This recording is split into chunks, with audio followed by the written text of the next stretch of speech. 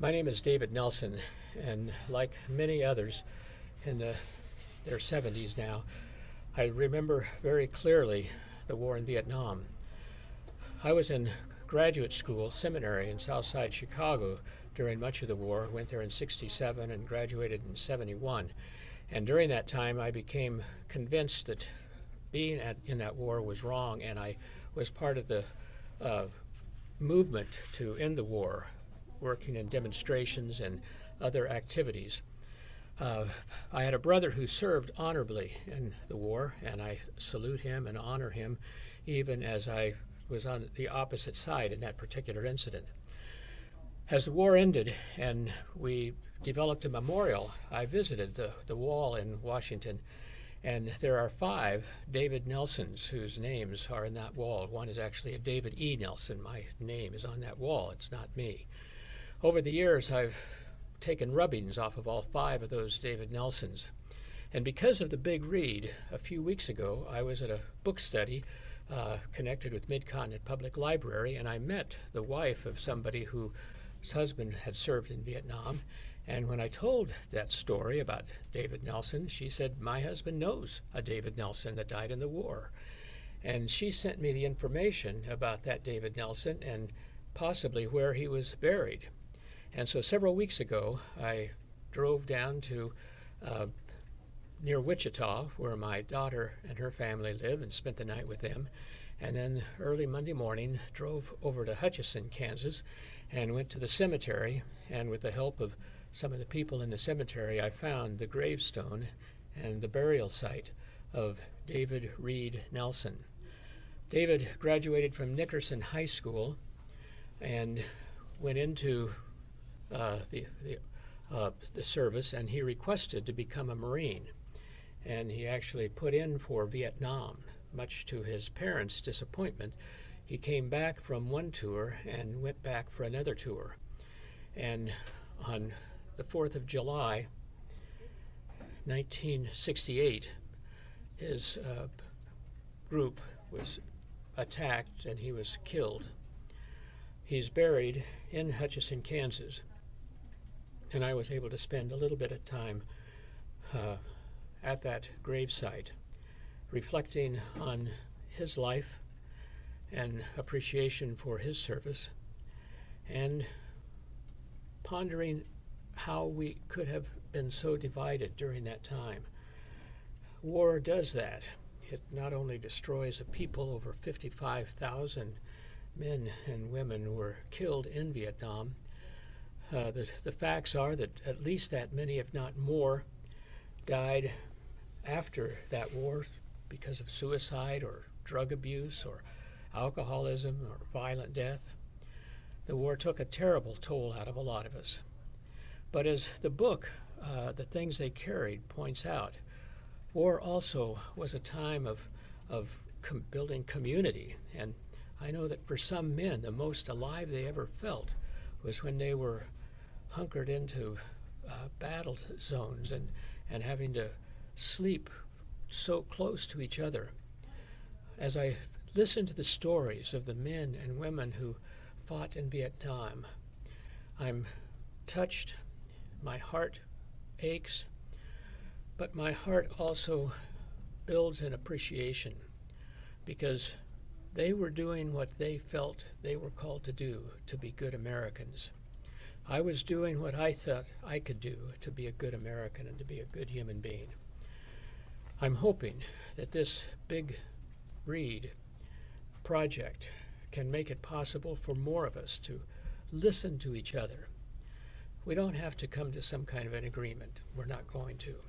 But to listen to each other and to hear the joys and the agonies, the hurts, to heal the wounds, and to build a world where we can have vital conversations, the purpose of which is not to win an argument, but to win a friend and to advance a civilization. That's kind of my mission during these retirement years of my life, to bring people together, to listen and to learn and to love, and to build a better community to live for all of us.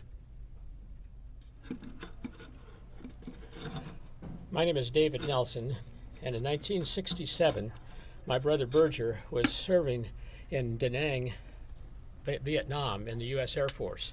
Along with hundreds of thousands of others, men and women, he answered the call to serve in his country's military. I was at school on the south side of Chicago, and along with some people, I was against the war and actively participated in some of the different anti-war protests and demonstrations. Both of us were doing what we thought was the best thing for us to do at the time, and we did it with honor. Unfortunately, I was a little bit too self-righteous, and I think probably he may have been a little bit too self-righteous, and we were both so full of what's right, we sometimes lost track of what's good, and that divided us, and it was a topic we couldn't talk about for many years. Berger is now home from the war. He did not get injured. He was an intelligence officer in the Air Force, and years later, we have been able to talk about and celebrate our common commitment to what's right in the world. I never thought I would walk on the same ground that he did in Vietnam, but in 2007, my wife and I and her sister and husband took a pilgrimage, and we traveled extensively in Vietnam. And when we were in Da Nang, a city of 800,000, it's very, very active and one of the most strong economies in the Southeast Asia world. We were there, and we talked to our guide, and he was willing to take us. And so Ann and I are walking on the beach at China Beach, and my knees were a little shaky and my eyes were a little damp. But as I walked along, there was a group of young people, I would guess high school students, probably out for a day of some type of a free day, and they were laughing and telling stories, and I walked up to them and we talked for a while. Neither one of us understood the other's language, but we somehow were communicating and laughing and joking, and it was obvious they wanted me to take their pictures, so I took pictures of them and showed them the pictures on my camera.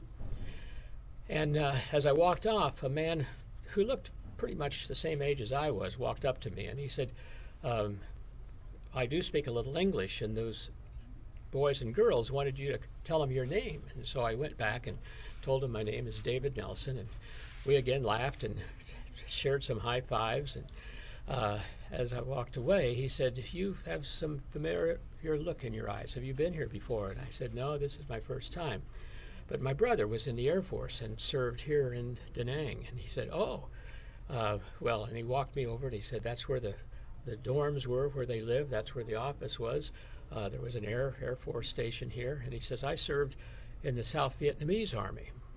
And we talked for a little bit. And I said, what happened after the war? He said, well, like others that served here that didn't leave the country, I went through a re-education camp. And the re-education camp was pretty tough at times, but I survived it, and I'm a pretty happy member of the community now here in Da Nang. And I thanked him, and it was a wonderful conversation.